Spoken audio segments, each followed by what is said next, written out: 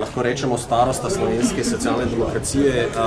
Prvič nekako prevzema socialno demokracijo ženska. Kako gledate na to? Je bil v tem trenutku to pravi korak, ta zamenjava? Absolutno je čas v Sloveniji za ženske, ne samo v socialni demokraciji. Ampak pri nas je to bolj normalno, ker smo vedno bili stranka, ki se je zavedala, da ne gre brez polovice človeštva, ne moreš urejati javnih zadev. Tako da je bil pravi korak in bil je pravi trenutek. Zdaj, Dejan Židan nekako ni mogel prebiti plafona, bomo rekli 10-15 odstotkov na volitvah. Zakaj menite, da bi gospe Fajonovi to lahko uspelo? Predvsem zaradi tega, ker je nova oseba, ki je prišla na to pozicijo in ker je trenutek takšen, da so potrebne res globoke spremembe. In jaz mislim, da danes od politike ljudje pričakujejo, da bo spremenila način delovanja strank. Stranke so se doslej kar naprej postavljale, tudi moja, v položaj, da bomo zamenjali ljudi, da jim bomo podarili to in to, da bomo namesto njih naredili to in to. Moderne stranke v današnjem času bi morali ljudem omogočiti, da naredijo tisto, kar oni sami potrebujejo. In to je zelo globoka sprememba.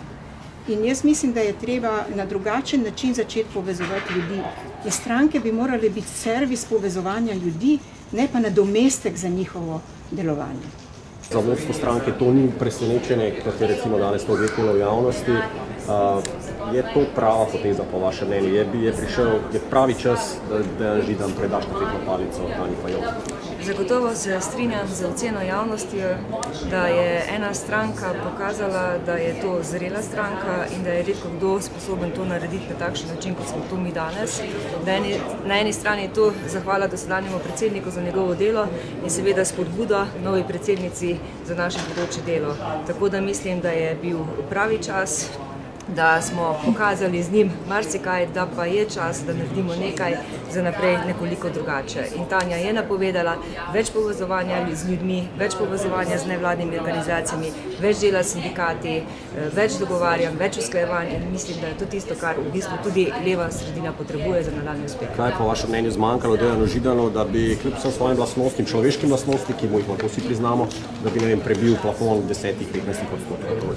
6 let je dolga dela in v teh letih je trdo delal, verjetno ljudje nekako se naveličajo nekih obrazov in je čas, da prevzame vodenje nov obraz in verjamem, da Tanja, kar je že dokazala s sedanjim delom, bo to odlično upravila in bo dala tisti nov zanos socialni demokraciji. Slovenija pa v tem času potrebuje stabilno socialno demokracijo za ljudi, potrebuje pa tudi politika, ki zna postaviti in tudi pojasniti Evropi in svetu, ki je mesto Slovenije in kam Slovenija mora biti umeščena v jedrni del Evrope. Je Tanja Fajon v tem trenutku pravi človek za to, da digne stranko ponovno navzgor, je pravi trenutek? Imate že prve odzive terena morda? Tako. Jaz sem najprej zelo vesel, da je takšno potezo danes naredil predsednik stranke, ker se mi zdi, da zahteva en velik poklon in čast, da se nekdo v takem trenutku to odloči in da sprejme takšno odločitev. In tudi pogum Tanje Fajon, da v težkih trenutkih sprejme to odločitev in prevzame vodenje stranke. Mi smo se, seveda, tako kot se to spodobi za organizirano stranko, pogovorili tudi s terenom, z ožjim delom, z koordinatorji, smo jih obvestili in povedali, v katero smer pogovori tečejo. Moram reči, da so sprejeli za razumevanje, vedo, da stranka ta trenutek potrebuje nekoliko svežine, čeprav lahko Dejanu Židanu damo celo spoštovanje glede tega, kar je naredil za stranko. Se mi pa zdi, da ta trenutek ljudje, ki so mogoče izgubili res zaupanje v politiko in ki ta trenutek mogoče ne zaupajo v strankarsko organiziranost, potrebujejo nekaj več svežine, upanja, da jih bo nekdo povezal in da jim bo nazaj vedno te vrednote, za katere se seveda zauzemajo, več strpnosti, solidarnosti, kulturnega dialoga, ne političnega spopadanja temu, čemu smo deležni danes. Torej, če vas prav razumem, tudi več dela pri iskanju novih volivcev na terenu bo verjetno potrebno to delo, napovedujete tudi to? Ja, ta čas je zdaj bistven. Mislim, da imamo dovolj časa, da stranka odpre svoj prostor, da da jasen signal vsem tistim, ki se želijo politično angažirati, ki delijo vrednote socialne demokracije, da se nam z veseljem pridružijo, da soustvarjajo to zgodbo, ker se mi zdi, da bodo naslednje volitve zgodovinske izjemno pomembne, predvsem za Slovenijo, v katero smer se bo odvijala. Da boste dobili novega podpredsednika namesto gospe Fajon? Ta trenutek v bistvu statut ne opredeljuje tega, da je to treba nujno narediti po kakršnikoli poti. Mislim, da lahko v miru počakamo na sklic kongresa, se dogovorimo, kdaj bo ta kongres potekal in zberemo dovolj energije takrat, ko bo to primerno. Zakaj pa, samo eno mogoče vprašanje, zakaj se niste za to odločili že na Zelenskem kongresu? Prav je, da včasih posveti takšna stranka več energije programu, vsebini. Velenjski je res bil namenjen za to in se mi zdi, da politična stranka, ki si želi prevzeti največjo odgovornost za vodenje države, mora imeti močno vsebino in močen program in temu je bilo Velenje namenjeno. Je pa to dejansko res osebna odločitev gospoda Židana, ni bil to nek dogovor, mogoče kakšni pritiski vendarle, da se stvar premakne naprej? Ne, nobenih pritiskov, več pogovora, seveda že nekaj časa o prihodnosti stranke, to teče venomer, ampak ta trenutek se mi zdi zelo pomembno, da je sam pri sebi sprejel to odločitev, si zamislil, kako bi ta zadeva stekla. Danes je simbolen dan, po 6 letih prav na ta dan odhaja z mesta predsednika stranke in moram reči, da za veliki poklon. Bomo imeli redne volitve ali predčasno? Jaz mislim, da je mogoče vse. Ta trenutek se mi zdi, da se ustvarja preveč živčnosti v političnem prostoru, preveč kregarije in tega, kar se dogaja danes v parlamentu, ni dobro. To odbija ljudi od politike in zato je treba strasti umiriti in zato naše sporočilo o povezovanju, o sodelovanju, da naredimo nekaj dobrega. Torej, gospod Han, po burnem tednu, če lahko rečemo, zdaj še pika na i očitno v socialni demokraciji.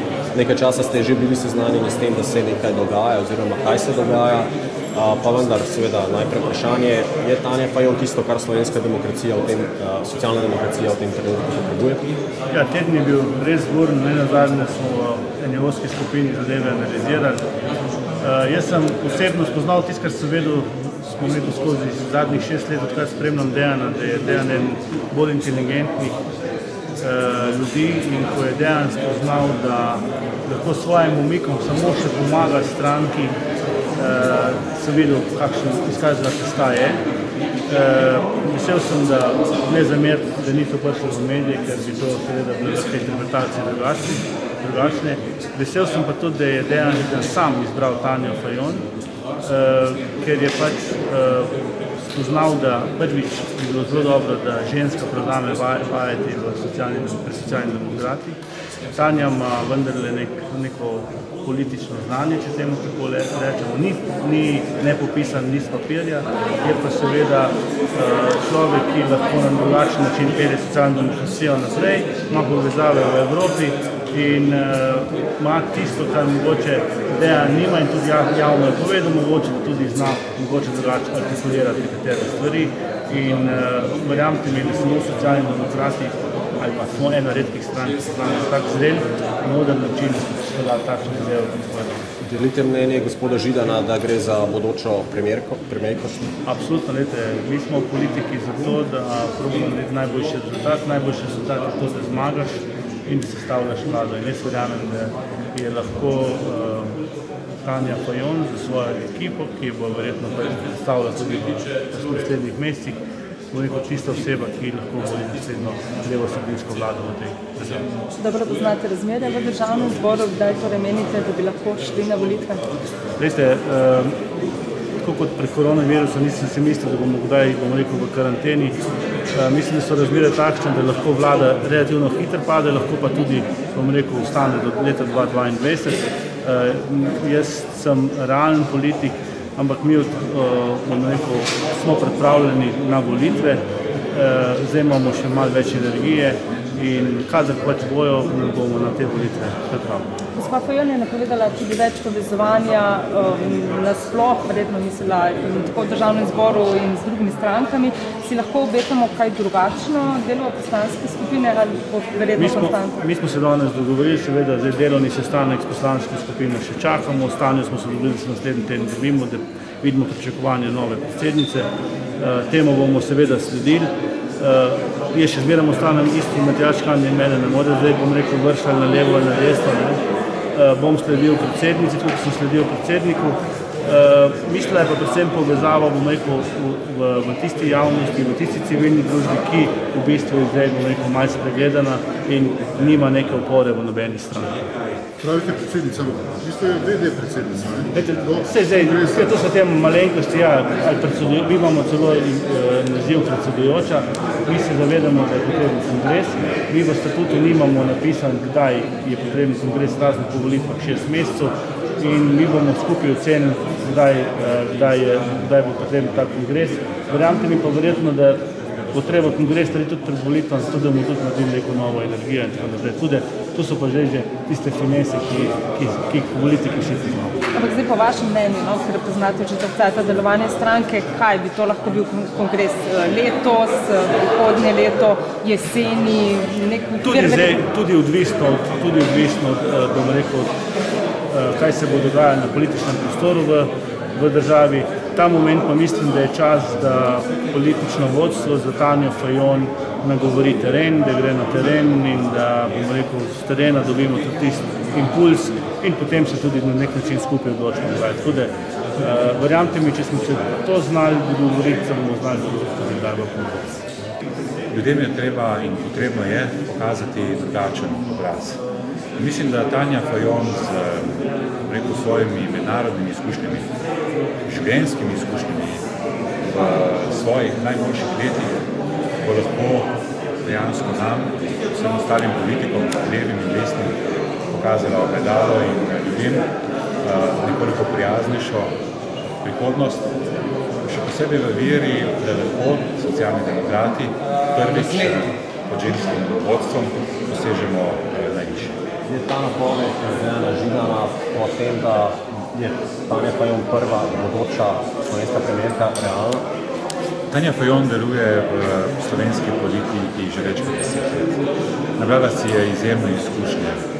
Slovenija nekoliko manj vpeta v mednarodno dogajanje zaradi takšnih in drugačnih razlogov, potrebuje človeka, ki predvsem razume, kje je mesto Republike Slovenije znotraj jedrnih držav Evropske unije, torej najtrdnejšega jedra, ki se zagovarja vladavino prava, spoštovanje med narodi.